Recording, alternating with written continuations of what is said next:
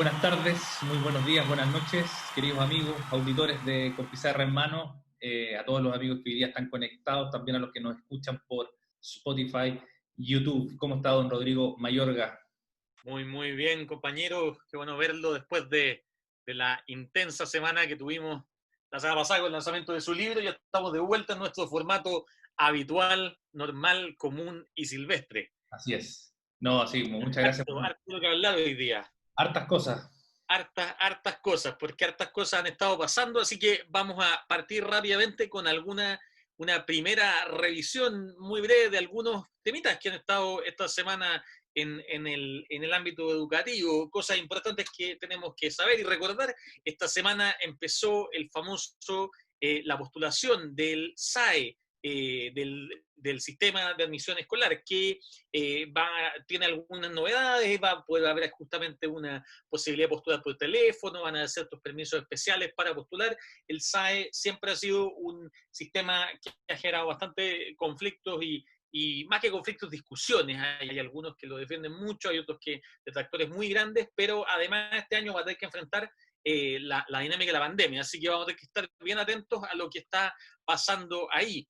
También en la Comisión de Educación de la Cámara Baja se aprobó el proyecto que prohíbe a los colegios suspender matrículas por deuda durante la pandemia. Esto es un proyecto que está todavía en el proceso de un largo proceso, lo hemos conversado otras veces. Esto tiene que pasar por las CAP, pasar por las comisiones, después ir a la sala, después pasar a la Cámara Revisora, pero ya está avanzando al menos en el camino, en el proceso como tal, y superó al menos ese primer escollo y estando ya en esta discusión.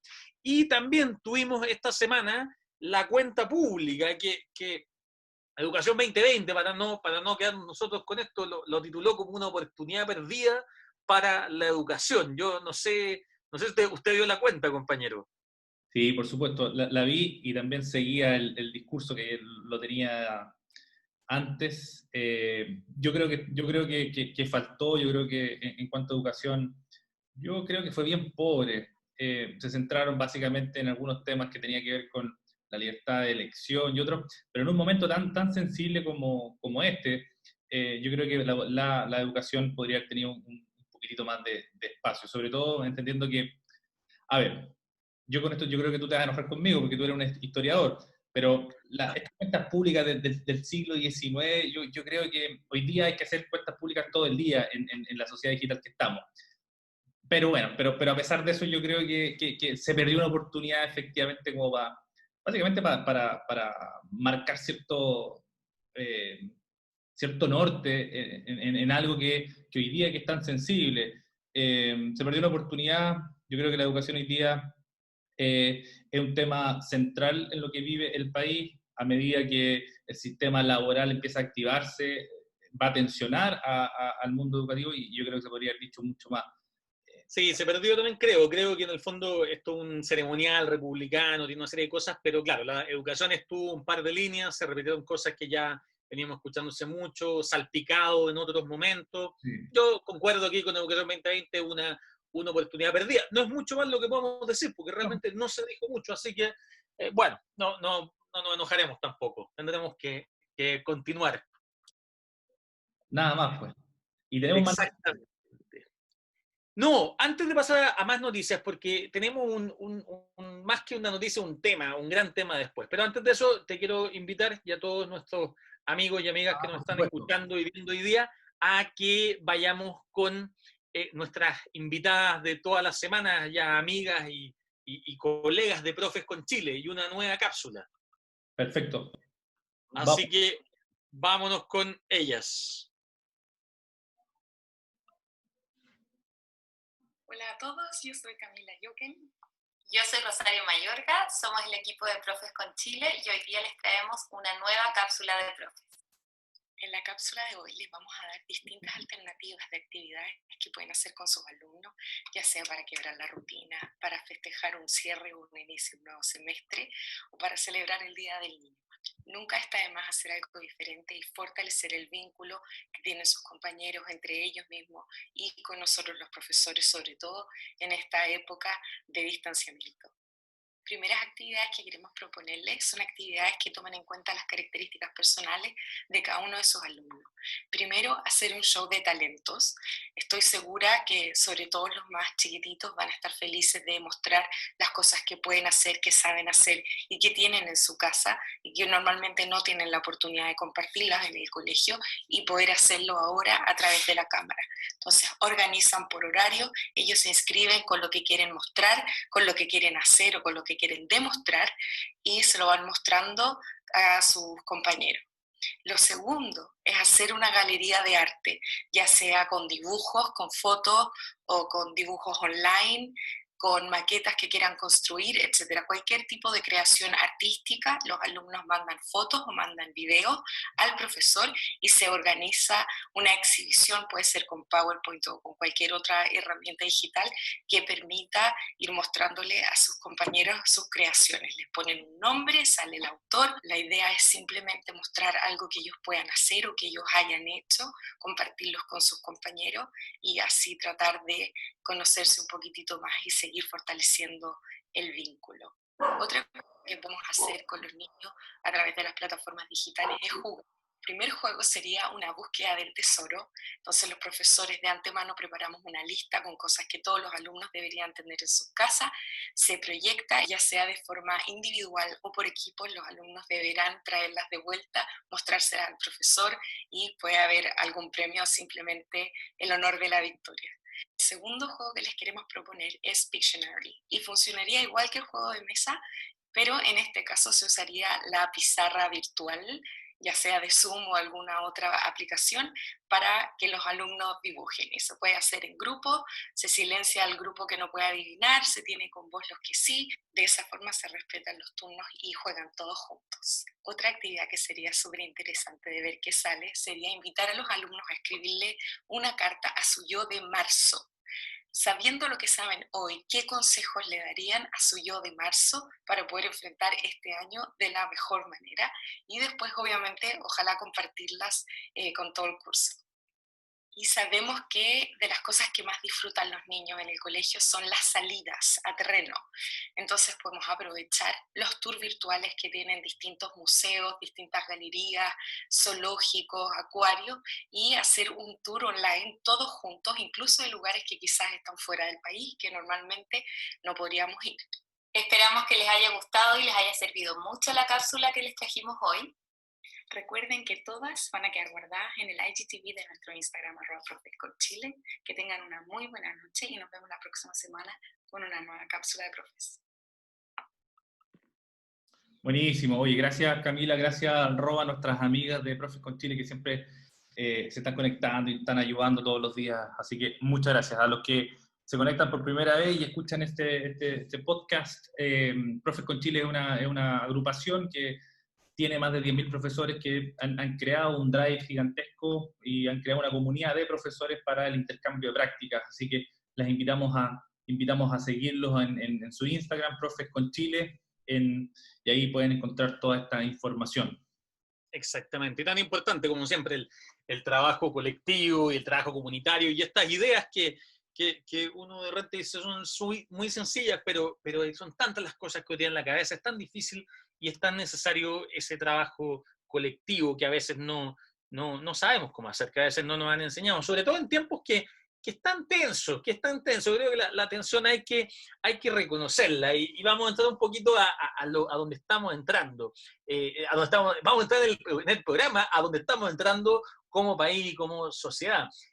Contar un poco, Roberto, lo que pasó esta semana con el caso boliviano. Bolivia se rinde, fue este titular, y cierra anticipadamente el año escolar, justamente reconociendo que frente a una imposibilidad de acceder a esta educación online, no era mejor de frentón cerrar como tal. Y esa decisión a nivel del gobierno generó una reacción de padres, de docentes, que rechazaron este cierre del año escolar, profesores que dijeron vamos a seguir haciendo clases, padres que estaban cuestionando fuertemente esto, y llegó hasta la ONU esta discusión. La ONU llegó a instar a Bolivia a reconsiderar esta decisión, considerando o planteando que la educación es un derecho fundamental y que había que asegurar este acceso. De esto, un par de días después, la ONU planteó justamente que esto era una tragedia a nivel mundial y llamó a todos los países a buscar reabrir las escuelas, por supuesto,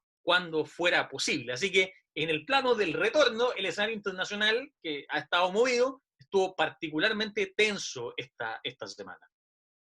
Así es. Y bueno, y hay otra experiencia que de los colegios insulares que volvieron a clases, y va de la mano con lo que salió hoy día, que, bueno, yo les voy a contar un poquito más. Tuve la oportunidad de hablar con una Seremi de salud y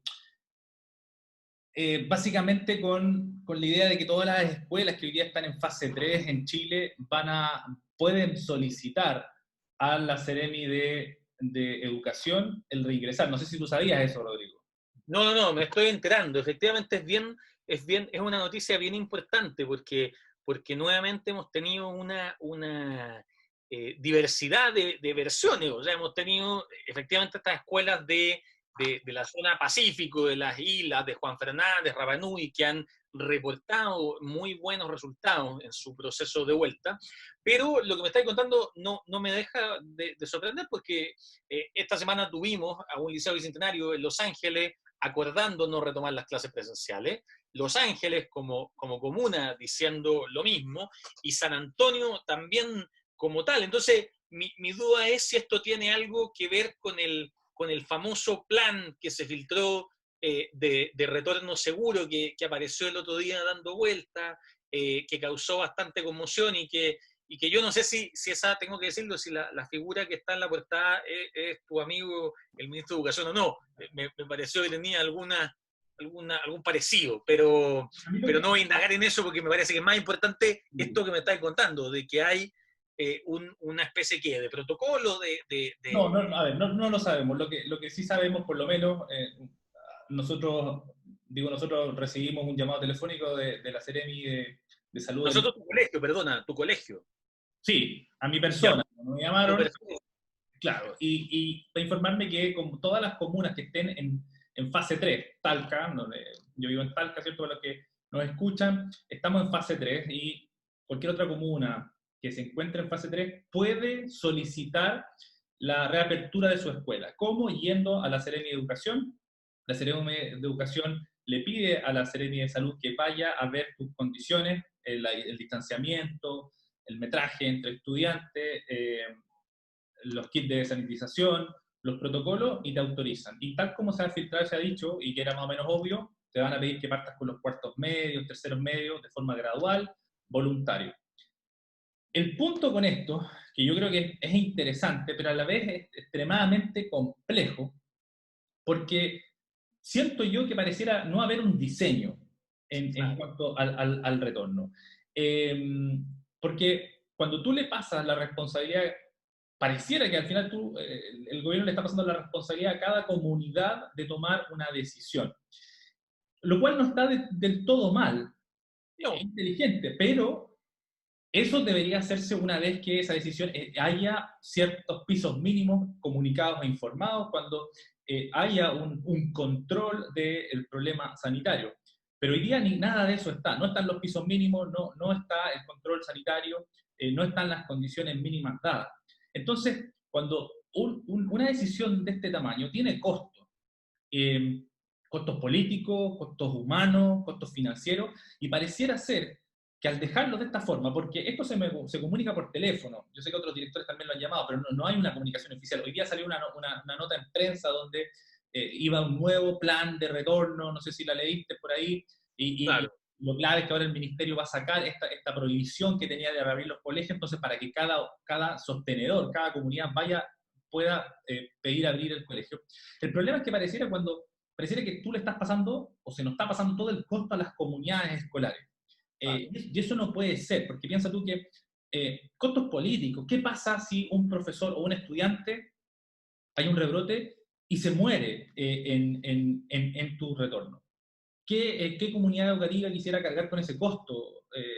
En lo humano, ¿cierto? En el capital de marca de la institución. Si yo vuelvo, ¿con qué calendario escolar? Claro. No nos han dicho. ¿Qué pasa con las calificaciones?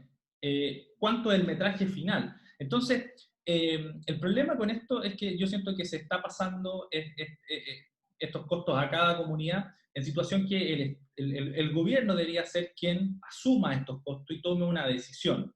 Distinto es decir, por ejemplo, para el 10 de octubre, cuando la situación sanitaria ya esté controlada, si es que lo está, aquellas comunidades que decidan junto a sus sostenedores y todos los actores volver, estará este protocolo para que ustedes... Eso es distinto, pero hoy día no ha existido eso.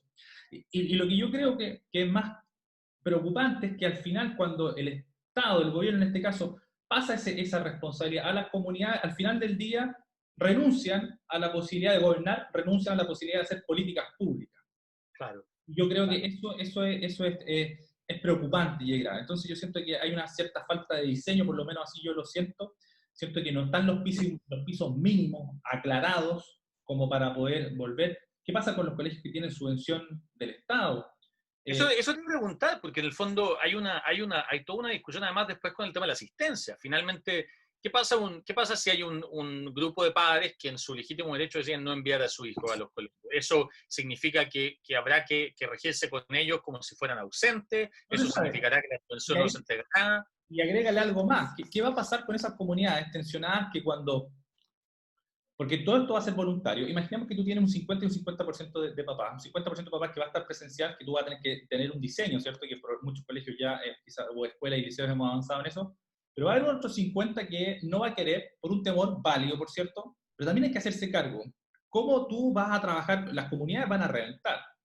Las comunidades probablemente docentes van a reventar. Entonces, es muy complicado y yo veo que con esto que salió en prensa hoy día y con todo lo que uno está viendo, con la activación, si uno mira la experiencia internacional, ha pasado esto, que cuando el sistema laboral comienza a tomar ritmo, se aumenta la presión en las escuelas, liceos y colegios, porque la gente necesita salir a trabajar o está obligada a salir a trabajar y por ende los niños tienen que asistir al colegio porque su familia en muchos casos no tienen con qué dejarla. Entonces, yo veo con mucha preocupación esto que está pasando. Yo siento que lo que más se necesita hoy día son definiciones claras y yo creo que esas definiciones, no, hay definiciones que le corresponden a una comunidad, pero una definición con tan alto costo como esta creo que le corresponde al gobierno y asumir los costos de cualquier decisión grande que se toma. Se podrá corregir, podrá ser flexible, lo que tú quieras, pero creo que tiene que venir de ellos. Así que vamos a estar atentos.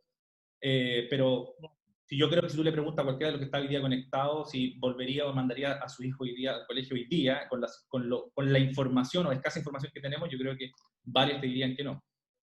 No, es un tema, es un temón y efectivamente yo creo que lo hemos conversado otras veces acá en el programa, la necesidad de definiciones claras y de flexibilidad, y no al revés, no queremos flexibilidad en las definiciones y rigurosidad en aquello que no debe ser riguroso, que es lo que discutíamos en algún momento respecto a las famosas vacaciones del mes de abril. Hay que estar bien atentos con esto, porque esto es algo que ya está encima, como tú bien dices, tiene que ver entonces con un protocolo que se relaciona con las famosas fases, y fase 3 es una fase que ya está dentro de, tenemos una cantidad no menor de comunas que ya están totalmente en esa fase.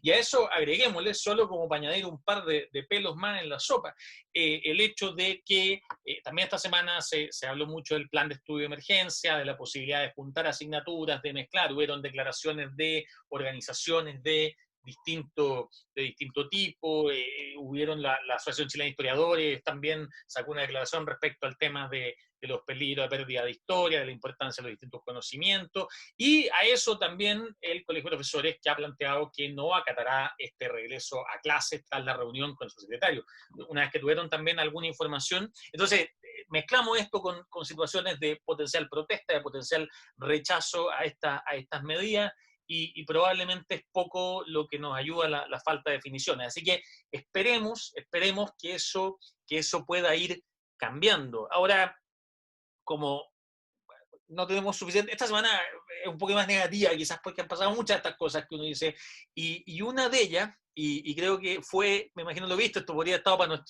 nuestra sección inicial, esa cuando hablábamos de las cosas terribles, no sé los nombres que le poníamos a estas secciones, pero definitivamente de cosas que no pueden ser, que no pueden pasar. Y esta semana tuvimos este error error, entre comillas, de una lámina del Mineduc hablando de la relación de beber en exceso con aumentar el riesgo de ser atacado sexualmente, que es un tema que además, con todo lo que hemos vivido en las últimas semanas, con todo cómo en torno a la situación de la violación y posterior suicidio de Antonia Barra y la formalización de Martín Praena, ha estado muy en boga el tema en el fondo, cómo podemos abordar también el problema o problemas sociales como son el abuso, la violencia sexual, de una forma que sea efectiva y al mismo tiempo que reconozca dónde están los orígenes de estos problemas y entender que el riesgo no tiene que ver con el alcohol, sino que tiene que ver con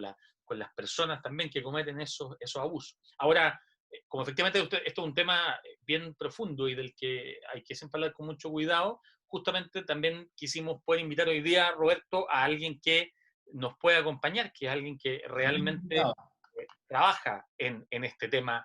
Así que si te parece, lo voy a pasar a presentar a nuestro invitado del día de hoy. Vamos. Tenemos entonces hoy día con nosotros a José Andrés Murillo. José Andrés Murillo es doctor en filosofía por la Universidad de París y es director ejecutivo de Fundación para la Confianza. Y nos acompaña el día de hoy con pizarra en mano justamente para conversar de estos temas con nosotros. José Andrés, bienvenido, gracias por acompañarnos el día de hoy. Hola Roberto, hola Rodrigo, y hola a las personas también que nos están viendo. Así que muchas gracias por la invitación. Tremenda invitación. No, muchas gracias a ti por estarnos acompañando el día de hoy.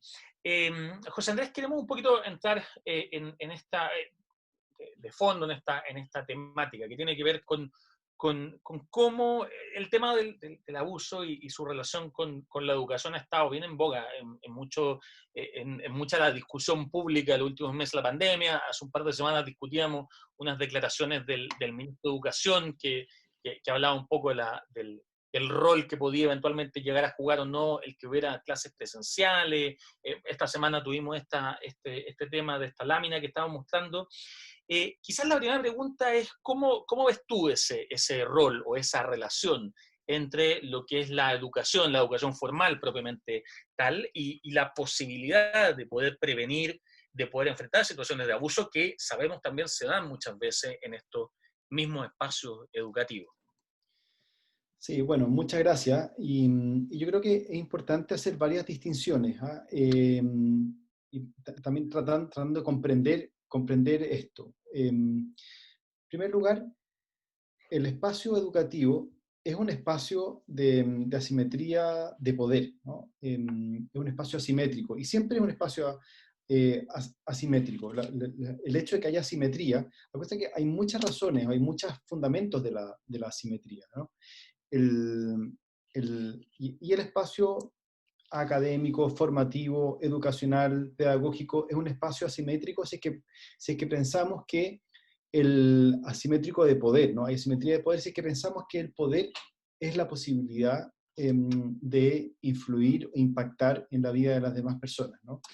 Y mientras tú impactes de manera más profunda en la vida de las demás personas, entonces tienes un poder más grande, ¿no? Ahora bien, ¿eso es bueno o eso es malo, ¿no? La verdad es que es simplemente un hecho, ¿no? Eso sucede.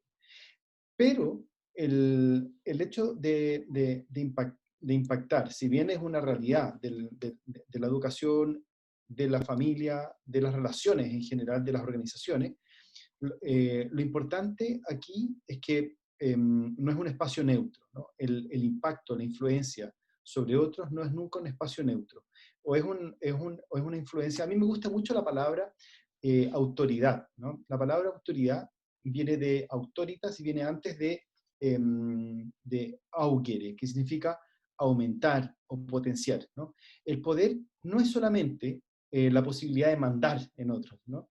Es también la posibilidad de influir y potenciar el ser de los otros en un contexto determinado como es un espacio educativo, ¿no? Entonces ahí yo creo que hay que tomarse muy en serio el rol de la educación, porque el impacto es muy profundo. No existen espacios educativos neutros que no tengan un impacto, no solamente, y ojo, esto no solamente en transmisión de conocimiento o espacios técnicos, ¿no? Aquí la influencia es una influencia que tiene que ver con la identidad de las personas, ¿no?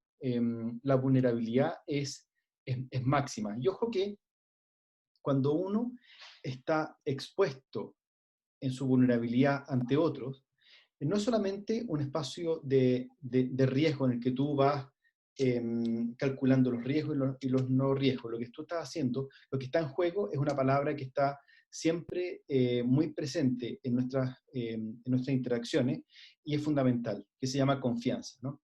Las familias, los niños, las niñas, los adolescentes, las personas que están en una posición de asimetría de poder confían en que aquellas personas que tienen más poder, porque pueden influir en su vida, van a utilizar ese poder para proteger, para cuidar, para potenciar, para formar, para fortalecer y no para dañar.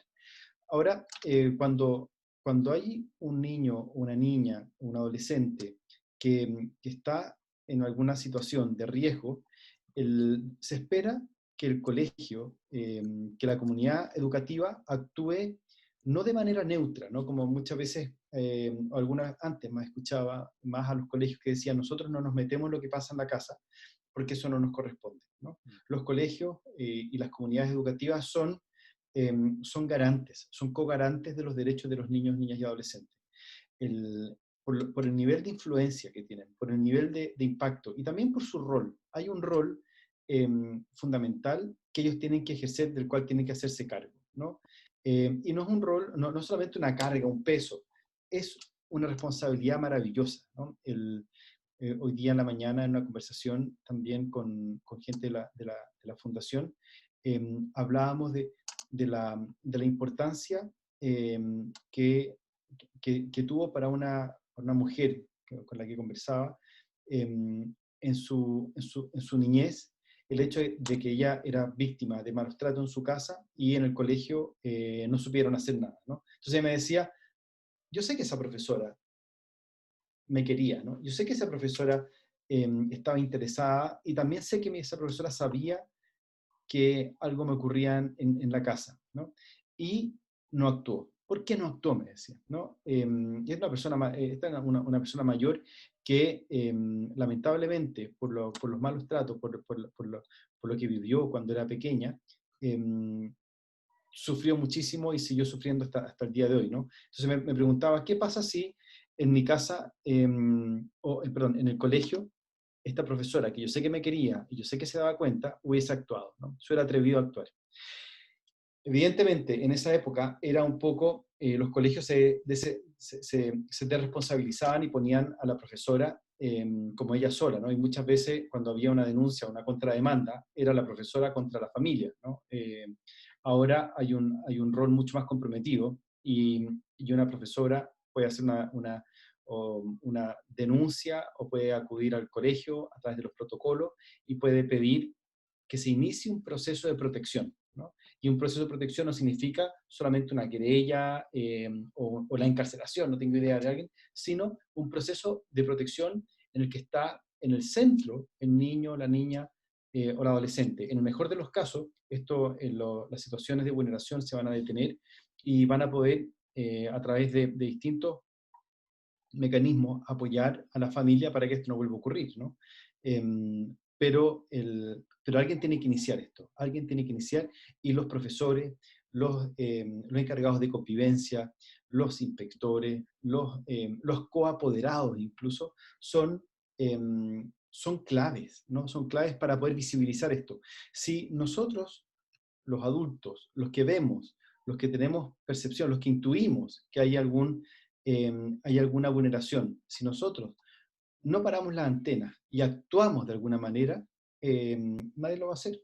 No son los niños, niñas o adolescentes que han sido víctimas las encargadas o los encargados de romper el círculo, la dinámica del abuso o de la violencia, que es de silenciamiento. sino que somos los que estamos ahí, los adultos.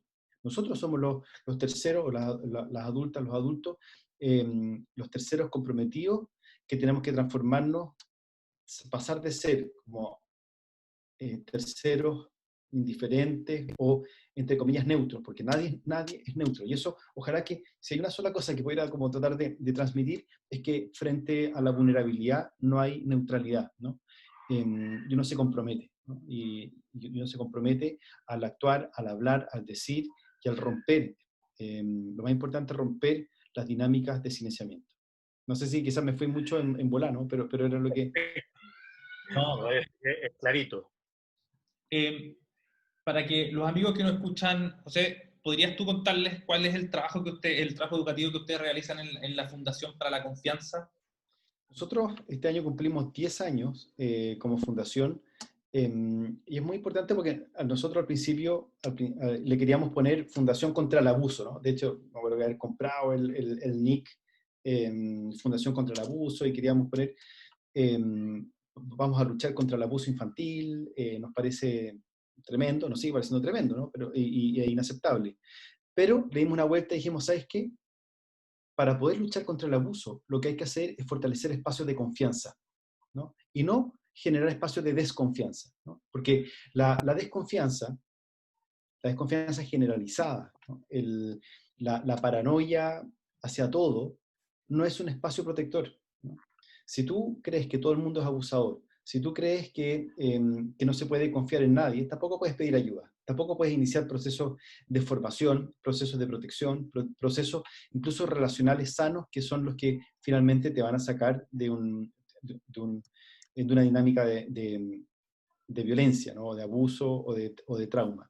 Aquí lo que hay que hacer es fortalecer espacios de confianza, y nosotros le llamamos de confianza lúcida. Entonces ahí nosotros dijimos, no solamente confianza, no solamente confianza o confianza ciega, es confianza lúcida. La confianza lúcida, que fue un concepto que hemos ido acuñando durante estos últimos 10 años, es justamente un espacio donde hay vulnerabilidad, pero en el cual nosotros podemos prender la luz, ¿no? Y prender la luz significa reconocer, significa valorar, significa visibilizar la potencialidad de cada uno, la diferencia de cada uno, el valor de cada uno, de cada una, el aporte que entrega, pero también las vulnerabilidades, ¿no?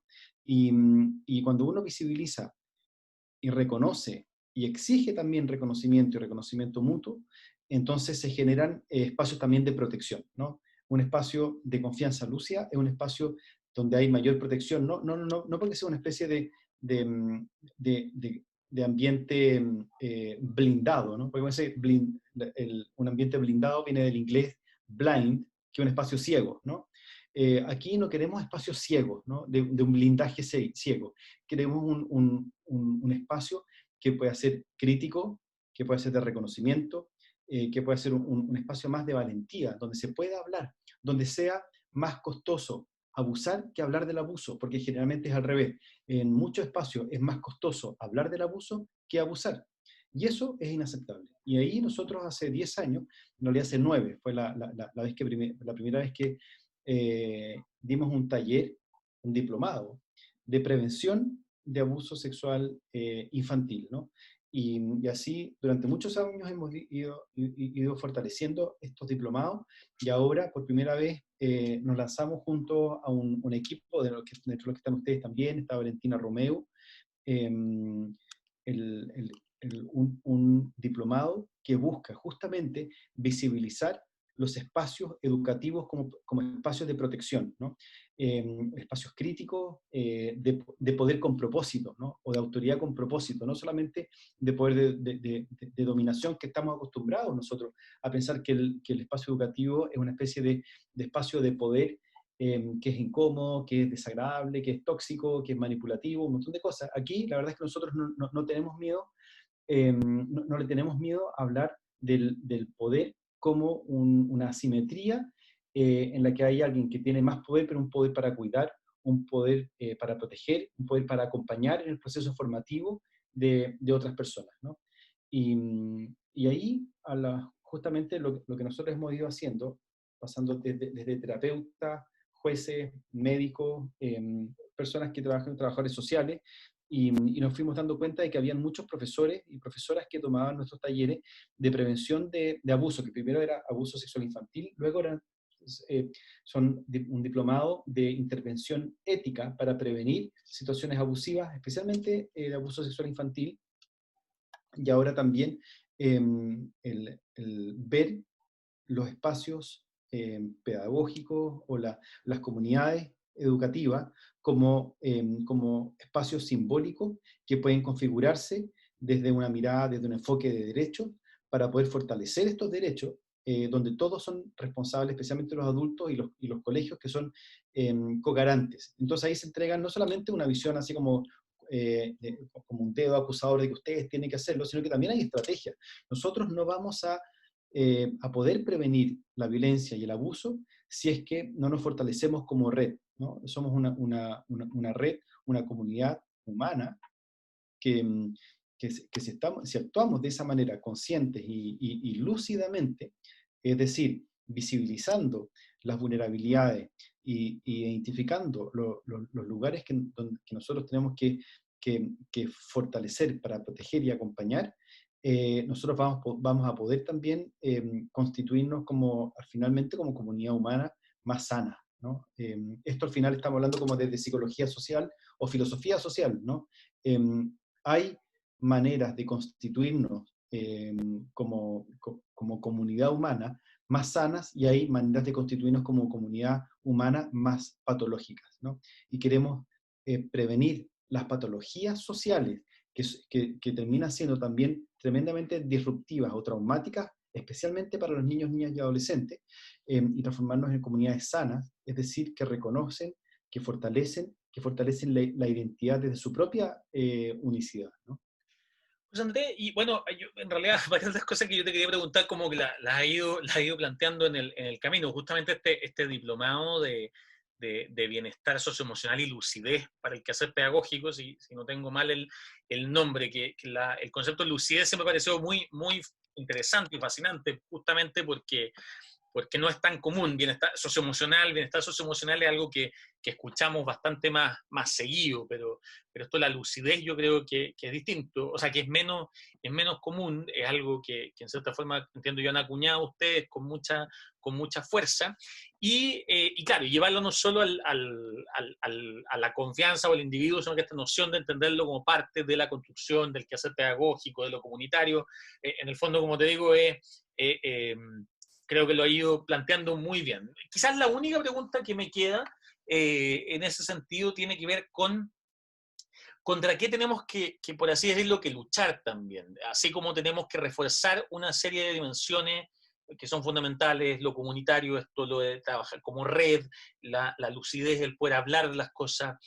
Quizás qué otras, algunos llamarían fuerzas culturales o estructuras sociales o desafíos que a veces están fuera también de la escuela, por supuesto, podemos ir trabajando para irlo cambiando también. Esto es un proceso, me imagino, siempre de largo alcance a nivel social, más allá de que a nivel individual siempre tiene que ser, los individuos no pueden esperar porque lo están viviendo, pero a nivel social, ¿cómo hay dinámica? De alguna forma, mi pregunta es, la sociedad que como escuela deberíamos tratar de construir, ¿cómo debiese ser? ¿Qué elementos deberíamos tener que seguir luchando para que se sigan estableciendo a nivel social? Mira, nosotros hemos intentado construir un enfoque, le llamamos el enfoque desde la confianza lúcida, ¿no? Que justamente este enfoque que construye, configura el espacio relacional desde el reconocimiento mutuo.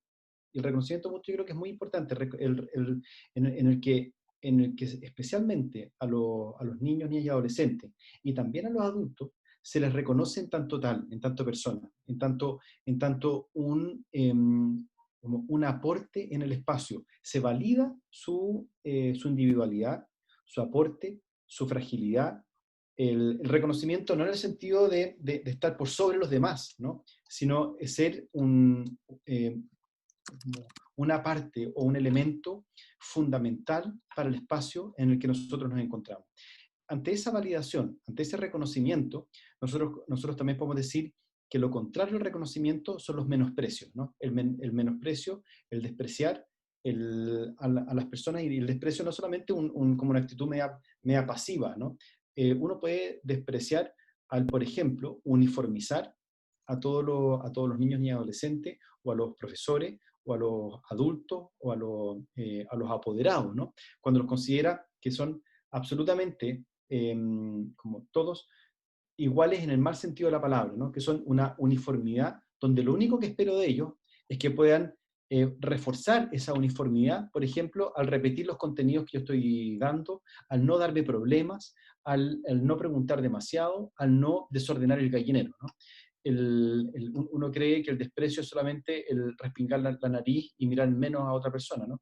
Pero también un menosprecio, que es una negación del reconocimiento, es buscar desde buscar una uniformidad donde nadie puede ser reconocido en tanto tal, desde su unicidad, desde su identidad, hasta repetir y valorar la repetición de contenidos, porque estamos tan sobrecargados que lo único que queremos es que los niños no molesten y repitan los contenidos tal cual yo se los di, porque además me están reforzando mis inseguridades, ¿no?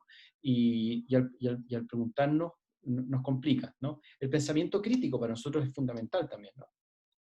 Y el pensamiento crítico podríamos decir que es un despliegue del reconocimiento, porque el pensamiento crítico es capaz también de valorar los puntos de vista diferentes, que son siempre diferentes. Todo punto de vista es diferente desde el punto de vista incluso físico, ¿no? Y si nosotros no ponemos las condiciones para que ese punto de vista se despliegue, vamos a dejar de reconocer y visibilizar a una persona que siempre es distinta y es valiosa, y también nos vamos a perder ese punto de vista, ¿no? Nosotros podemos perdernos partes del mundo si es que no pedimos, si es que no los iluminamos con puntos de vista diferentes.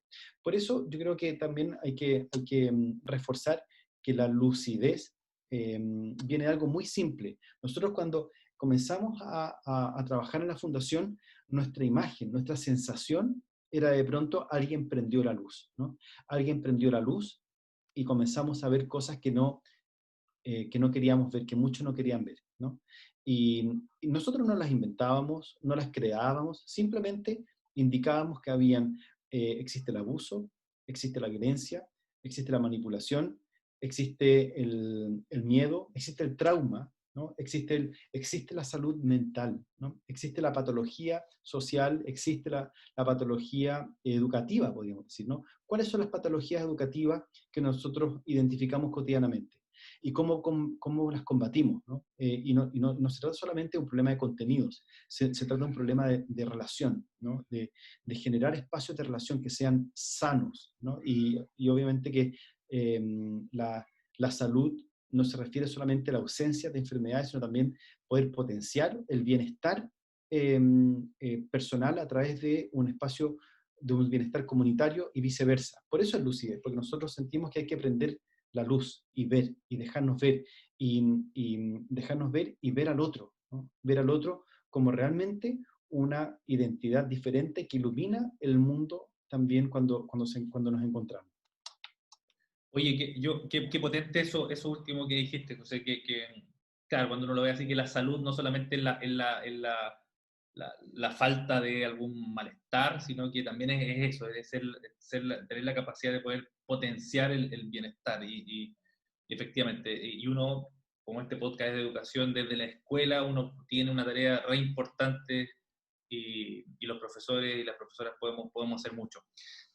Te quería contar cómo esta parte, nosotros vamos a ir cerrando esta parte del programa, vamos a despedir a nuestro invitado, y después, para los que ya saben, hay una segunda parte donde ya el programa no está grabado y solamente conversamos con José con las preguntas que nos puedan tener el público. Así que, José, muchas gracias por haber estado hoy día con nosotros, gracias por haber aceptado la invitación de estar aquí con pizarra en mano, y agradecemos a todos los amigos que hoy día se conectaron. Sí, nos Encantado. vamos con un par de avisitos importantes para el mundo de la educación. Por supuesto, empezó la quinta versión del famoso Global Teacher Prize Chile, llamado el Nobel de la Educación. Recordar. No, no, no, no, no. No, pero todo el mundo puede postular, existe un sistema de postulación bastante intuitivo en la página y ahí uno puede mandar cosas. Yo lo voy a Así mencionar, que profesor. Yo lo voy a mencionar. ya, puedo hacer una mencionada cruzada. Por otro No, lado. pero en serio, para que puedan postular, cualquier persona puede postular a un profesor o una profesora, eso es parte de lo bonito de este premio, así que está abierto para las postulaciones. Y también Educación 2020, junto con Ipsos, lanzaron esta semana la segunda versión de la encuesta Estamos Conectados, una encuesta que busca justamente ir comprendiendo cómo ha sido la vivencia de esta pandemia en los espacios educacionales, y hasta la segunda versión es una forma de ir recabando más información, ver qué ha cambiado, qué se mantiene igual. Así que para todos quienes puedan ahí en la página de Educación 2020, ingresar y participar de esta encuesta también. Y por Y último, eso es Rodrigo, todo. Perdón. Rodrigo, por último, he recibido varias preguntas por el chat y también por WhatsApp.